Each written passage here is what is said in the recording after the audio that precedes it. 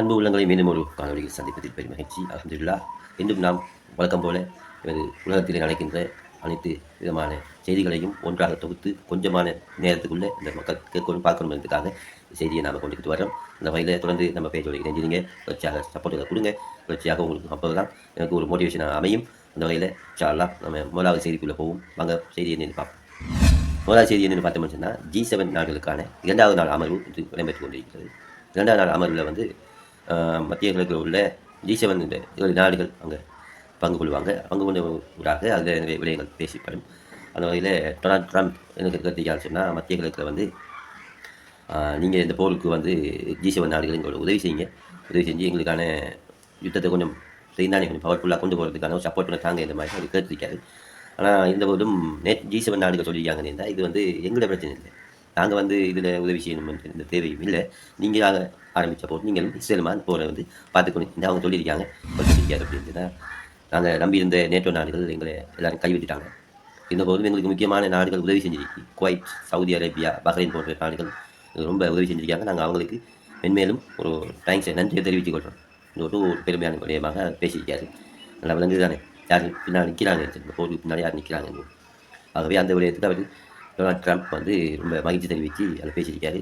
இவங்களை கூப்பிட்டு கேட்டிருக்காங்க. இவங்க யாருமே எங்களால் முடியாத இந்த வருஷத்தை அவங்க உறுதியாக G7 மாநாட்டில் 2ஆம் நாள் அமர்வு இன்று இடம்பெற்றிருக்கிறதால அவங்க ஏழாண்டு வகையில் குறிப்பிட்டிருக்கிறது என்பது இந்த செய்தியாக குறிப்பிடத்தக்க விடயமாக அமைந்துள்ளது. இந்த செய்தியை பார்த்தோம்னு சொன்னால், ரஷ்யாவின் துணை பிரதமர் அலெக்சாண்டர் நோவாக் அவங்க என்ன குறிப்பிட்டிருக்காங்கன்னு சொன்னால், இந்த போர் இப்படியாக நீளமாக இருந்தால், அடுத்த கட்டத்தை தாண்டி போகுமாக இருந்தால், எதிர்வருகின்ற ஜூன் மாதம் அளவில் பொருளாதார நெருக்கடி ஒன்று ஏற்படுறதுக்கு வாய்ப்பு இருக்குது.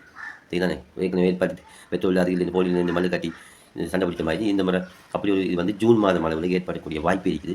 இதை வந்து உடனடியாக ஏதாவது முடிவு பண்ணலைச்சுன்னா பெரிய ஒரு சிக்கலில் வந்து மாட்டுப்படுவதற்காக ஏப்ரல் 1ஆம் தேதியோட இந்த பெட்ரோலை விநியோகிக்கிறத அவங்க நிப்பாட்டுறாங்க என்று ஒரு தகவலை அவர் தெரிவிச்சிருக்காரு. அது மட்டும் இல்லாமல் இந்த போருக்கு பின்னால் ஈரானோட சேர்ந்து சப்போர்ட்டாக இருக்கிறது வந்து ரஷ்யா என்பது எல்லாரும் தெரிஞ்ச விடயம் தான்.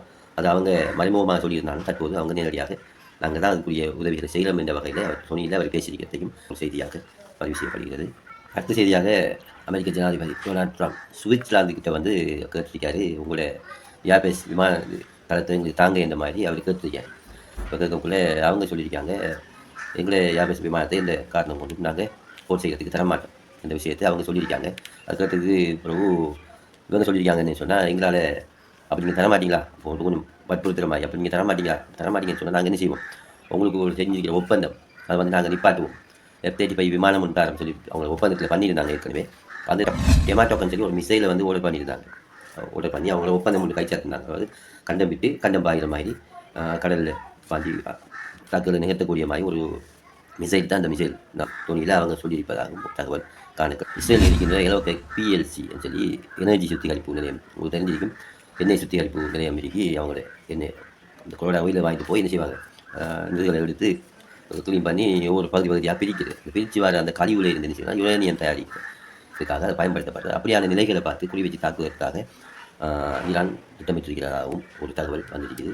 அதில் இஸ்ரேலையும் அவங்க திட்டமிட்டிருக்கிறாங்க ஈரானில் உள்ள தொழிற்சாலைகள் மீது பதிலுக்கு நாங்களும் என்ன செய்யும் போர் கொடுக்கணும் என்று அதை இல்லாமல் சொல்லி அவங்களும் ஒரு பிளான் பண்ணியிருக்கிறதாகவும் ஒரு தகவல் கிடைச்சிருக்கு இன்றைய நாள். இந்தியா பார்த்தோம்னு சொன்னால், சவுதி அரேபியாவுடைய KC-135 ஃப்ளைட் வந்து நேற்று தாக்குதலில் வந்து ஈரான் முழுமையாக அதை சிதைச்சிருக்காங்க. KC-135 என்ற விமானம் சொன்னால், அது எரிபொருளை வந்து வானத்தை எரிக்கக்குள்ளேயே என்ன செய்யும், எரிபொருளை வந்து இதுகளுக்கு அடுத்த ஃப்ளைட்டுக்கு யுத்தம் செய்யக்கூடிய ஃப்ளைட்டுகளுக்கு பாஸ் பண்ணக்கூடிய ஒரு விமானம் தான் KC-135 செல்லக்கூடிய ஒரு விமானம். அந்த விமானத்தின் ஒரு தாக்குதல் செய்து முற்றாக அழிச்சிருக்கிறதாகவும் ஒரு தகவல் கிடைச்சிருக்கு. அது சவுதி அரேபியாவில் இந்த தகவலும் கிடைச்சதோடு இதுதான் நாம் இன்றைக்கு பார்த்த முக்கியமான தொகுப்புகள். நாம் இது விரிவாக செல்ல போனோம்னு சொன்னால் ஒரு பெரிய நெடிய ஒரு காணொலியாக போய்விடும். ஆகவே நாம் என்ன செய்யலாம், சுருக்கமாக ஷோர்ட்டாக இந்த செய்திகளை மக்கள் மத்தியில் கொண்டு வரணுன்றதுக்காக தான் தேடி ஆராய்ச்சி மக்கள் மத்தியில் தொகுத்து இந்த விடயத்தை உங்களுக்கு கொண்டு மீண்டும் ஒரு காணொலியில் சந்திக்கும் வரை விடைபெற்றுக் கொள்கின்றேன். அஸ்ஸலாமு அலைக்கும் வரஹ்மத்துல்லாஹி வபரகாத்துஹு.